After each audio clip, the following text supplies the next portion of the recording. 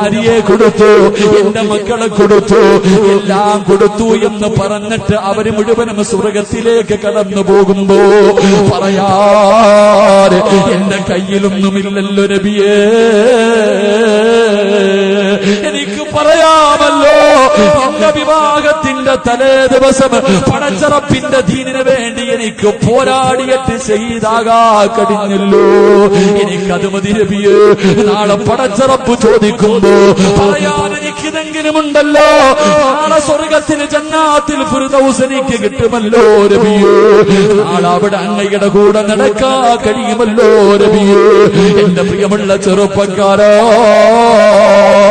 ആ സഹാബി അവിടെ കിടന്ന് മരണപ്പെടുകയാ, അല്ലാഹുവിന്റെ റസൂലിന്റെ മടിത്തട്ടിൽ കിടന്ന് ലാ ഇലാഹ ഇല്ലല്ലാഹ് എന്ന് പറഞ്ഞുകൊണ്ട് ലോകത്തോടെ യാത്രയാകുമ്പോ അല്ലാഹുവിന്റെ പ്രവാചകർ സഹാബത്ത് മുഴുവനും ഇങ്ങനെ നോക്കി നിൽക്കുമ്പോ പ്രവാചകനെ